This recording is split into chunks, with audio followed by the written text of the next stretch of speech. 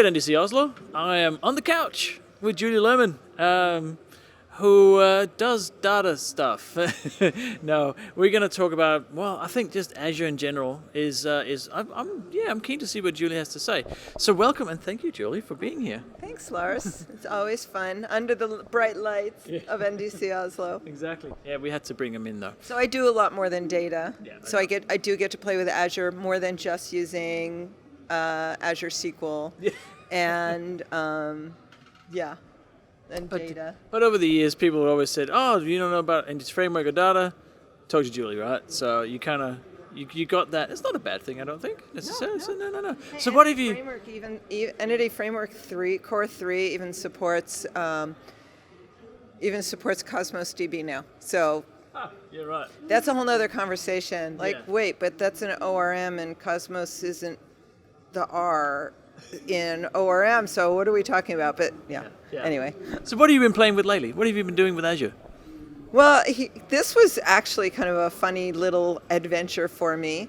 I've never really done DevOps, but I'm doing a Docker talk, and most of what I've been doing with Docker is on the developer end, and it is a talk about dev and test with databases in Docker, so like SQL Server for Linux, which is it's a Docker image for that. And I really thought I needed to go that last step and just see what it was like to deploy it, which I do also. Well, I don't actually literally run the deployment in my session. But in order to do that, I was like, okay, well, let's see. I need to use a pipeline, right? DevOps. I've never used a pipeline before. What is a pipeline? Right? Went through all that. Yeah. But I ended up using the Azure Pipelines, setting up an Azure pipeline. Started it on the path of how do you create an Azure pipeline, like from the Azure side. And that wasn't work. There's a great walkthrough, like a how-to on that, except it was using their GitHub repo for a test app, right? And I'm like, but I want to use my repo, app. Yeah. And then I found out finally that there's something in the GitHub marketplace for adding Azure Pipeline into an existing GitHub repo. So just this end goal is the same, or what you achieve is the same. But I got to start from the starting point I wanted to. And then, I used Azure Pipelines and, learned about having the YAML file right inside my source code and my repository. Yeah. So I share it with somebody else and figured out how to make the triggers and from GitHub. And it was, literally somebody who's always said, I don't do DevOps. I don't know anything about DevOps. And it was like, but this was so easy. Like, why was I not doing this? Well, because I don't have to worry about deployments, but still. Yeah, that's really cool. It is easy. It's easy for us to say it's easy because we've done it. But and for just getting started. I'm not an expert, right? But it was easy enough for me to get started and have success at that small level, but felt like a big thing that made me excited to, I have some ideas of kind of the next things I want to do with it. Not be a DevOps expert. I'll, let the DevOps people be DevOps experts. But that's cool though, because I've been doing a fair bit with Azure DevOps in the last 3 months, I think, or something, and it is the tool is really approachable. Is that fair? I think. Yeah. It's a tool that yes, you can pick it up and go, oh, I want to press this button. What happens? Yeah, and it was like, oh, wait a minute, that's all. Not like, that's all. I don't mean, oh, this is all. It's such a simple tool. What's underneath it is so intelligent that I don't have to know quite as much, although I'm very well aware that, my limitation of my knowledge, I don't say, oh, well, I'm going to go out and say I'm a DevOps expert now by any means. But it was really inviting. And the tooling was really like, wait a minute, it's that easy for somebody like me to use. Whoa. So you mentioned before EF Core 3 and Cosmos DB and Magic. What were the details of what you were saying? Oh, the thing I said, yeah, but that's another topic. So we got time for another topic. We got time for another. Well, it is funny because the first thing most people say is, well, Cosmos DB is a document database. Mm-hmm. It's not relational. Why do you need to use a relational mapper for a document database? Yep.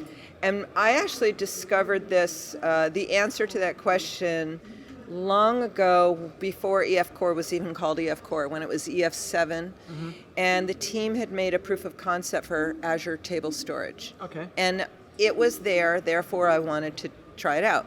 Not because I needed to solve a problem, but just because it was a new, fun thing to use. And what I realized was, in the past I had used Azure, coded against Azure Table Storage, and used the .NET APIs for it, mm-hmm. and there's so much setup code. And when I used the proof of concept that was for Azure Table Storage, it was a few years ago, at that time, what that proof of concept was doing was kind of wrapping or encapsulating all that setup code. Uh-huh. So I didn't have to do it. So really, all I was doing, this wasn't about setting up, important details about how Azure Table Storage, or as it evolved, they ended up. So that proof of concept, that was a great learning for them. But now what they've done is they've got a provider for Cosmos DB. It's still in the works, mm-hmm. right? It may, and I'm not sure if it's going to. I think it'll get released with EF Core 3. Yeah. So what's cool about it is, you get, if you already know Entity Framework, right? You're already really comfortable, and that's how you write link queries, and you know how to save changes and all of that. It's an easy way to just use and do some basic stuff with it that actually interacts with a SQL API for Cosmos DB, because they know how to write SQL. That's so right. now what they're doing under the covers is translating the link to the SQL that's for Cosmos DB. But you don't have to do all that setup code. Yeah. Right? So is this an exercise in getting the people that are used to EF in any incarnation onto using the modern tools such as Cosmos? Is that yes, that's my perspective. Yeah. And then people who were maybe new to Cosmos DB were also saying the same thing, like, I already use Entity Framework. Why can't I just use my link queries? Yes, there's a .NET API, and there's JavaScript APIs, et cetera, for interacting with Cosmos DB. But if you already are using Entity Framework and you're really comfortable with that, it does make a lot of sense. Totally. It's really important for people to understand. There's a lot of things like DevOps stuff, and the things related to defining the account. Yes. Right. Yeah, right.